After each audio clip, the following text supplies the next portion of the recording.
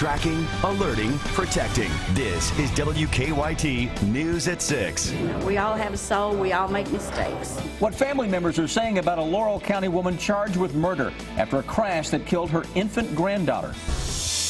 The daughter of a World War II veteran says her father is getting a call from a collections agency about a bill he never knew existed, and they're having trouble getting answers from St. Joseph Berea. A warning from Lexington police how thieves are targeting front porches and mailboxes this holiday season. WKYT News at 6 starts now.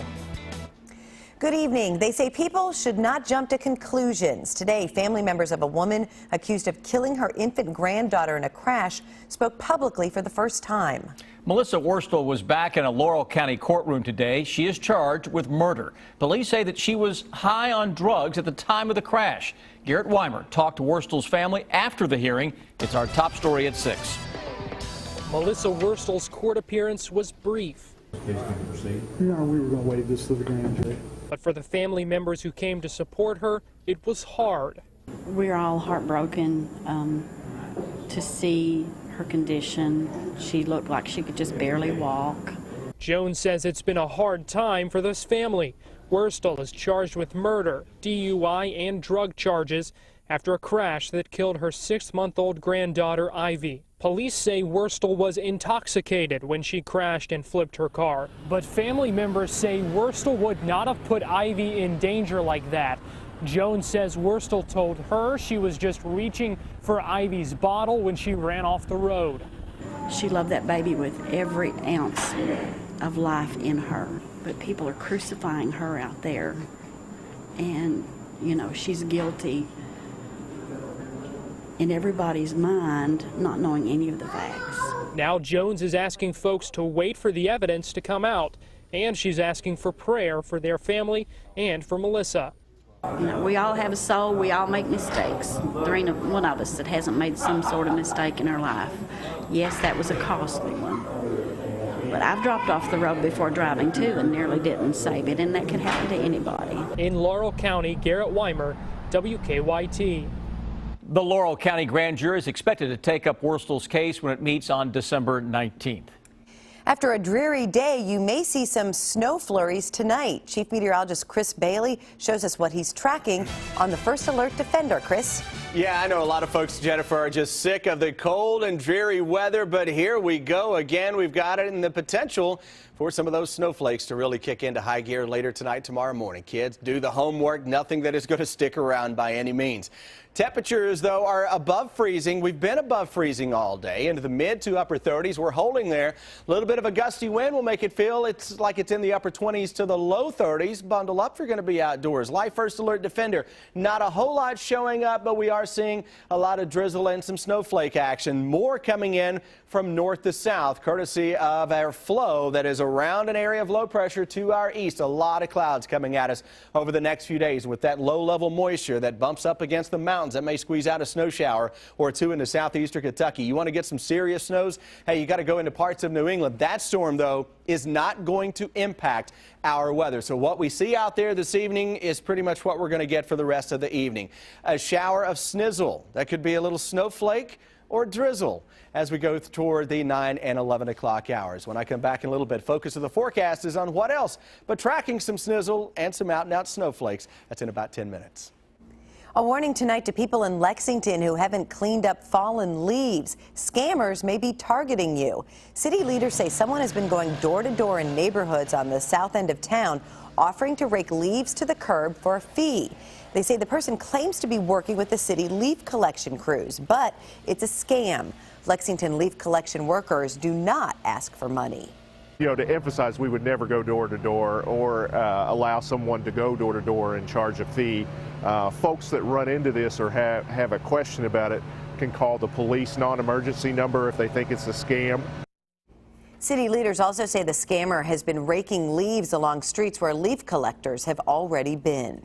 A false alarm causing some tense moments in southern Kentucky today. Many people living in Laurel, Whitley, and surrounding counties received this text message on their phones this afternoon. The message claimed a civil emergency had been issued for that area. Kentucky emergency management leaders say the message was accidentally sent out while the emergency system was being tested. They say there never was an emergency.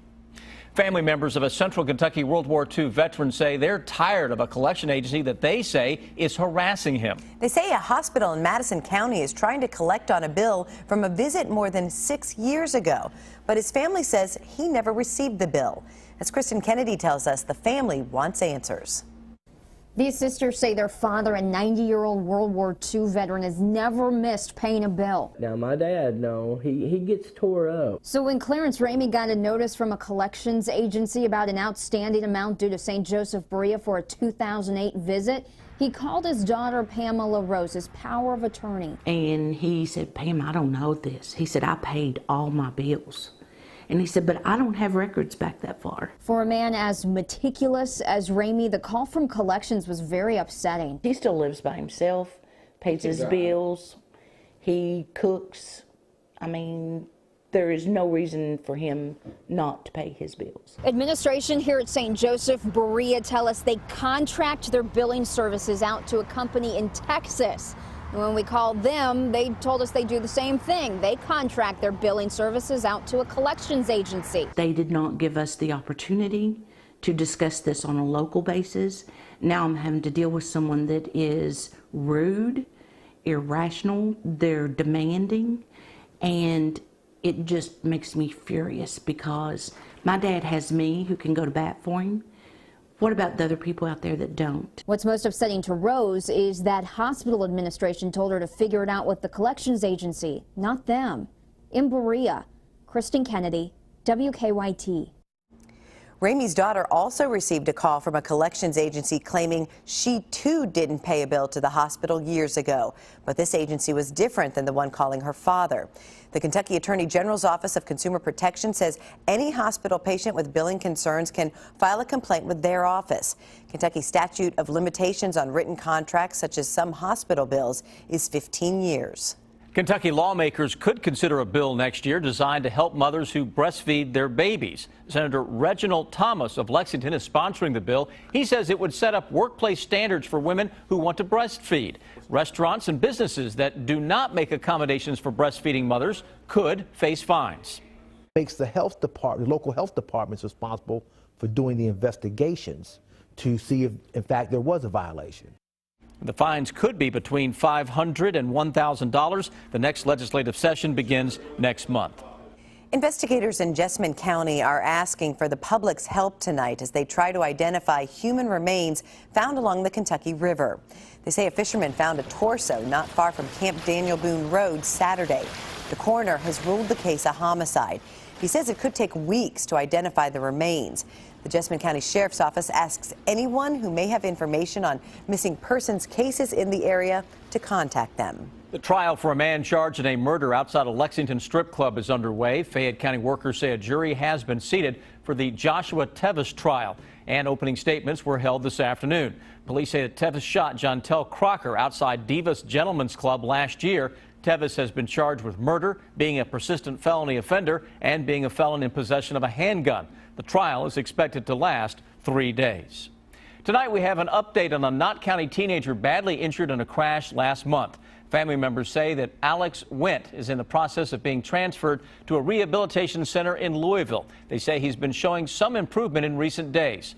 Last month he was injured in a crash in southern Indiana rather. He's been in a Louisville hospital since then. Went graduated from Knott County Central High School back in May.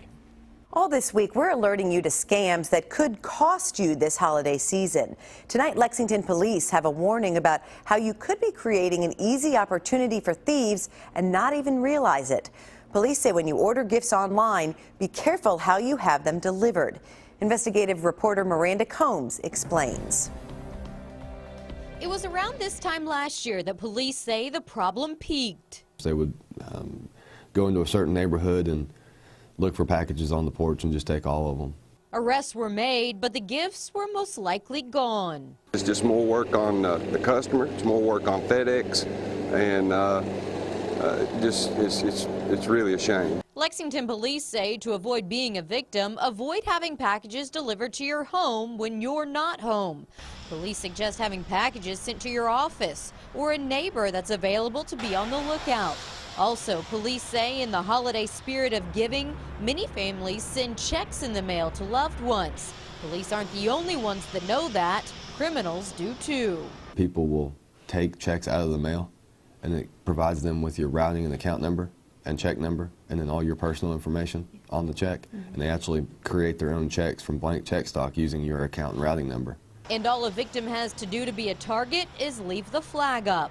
There's more opportunity for these individuals. Police recommend stopping opportunities by sending checks out by way of a mail collection box instead of the one at the end of your driveway. In Lexington, Miranda Combs, WKYT. Police also warn about bogus charities this time of year. If someone calls you on the phone and is pushy about giving them cash for a charity, it probably is not legit. We have a traffic alert tonight for those of you who travel New Circle Road in Lexington. State transportation leaders say that starting tomorrow, crews will be blasting twice a day on New Circle Road at Old Frankfort Pike. It's part of an ongoing widening project. They say traffic will be stopped about 10 in the morning and about 2 in the afternoon on days when crews are blasting. The road will be closed for about 20 minutes each way. Blasting will continue for the next few weeks. It's advertised as handmade bourbon, but next, a lawsuit claims Maker's Mark is making false claims about its product. And then the message behind this protest on the University of Kentucky campus today. Follow WKYT online at WKYT.com. Join the conversation on Twitter and become a part of the WKYT Facebook family.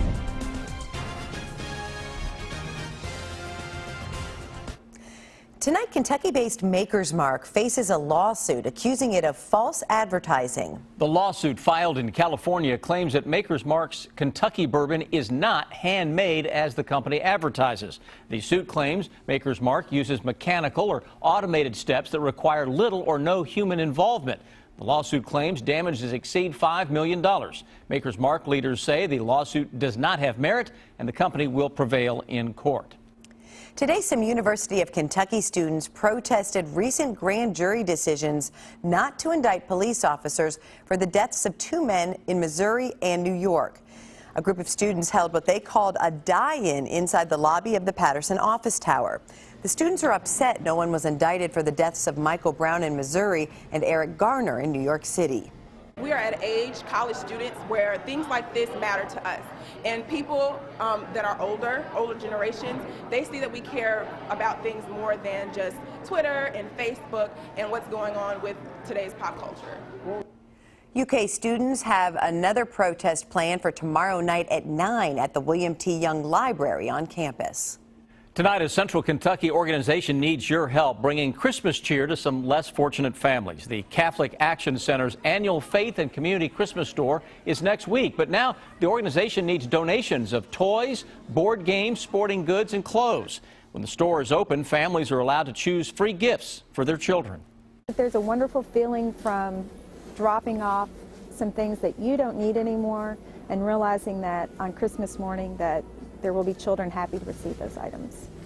The Christmas store will be open December 17th through the 19th at Southland Christian Church's Richmond Road campus. If you'd like to donate, we have information on WKYT.com.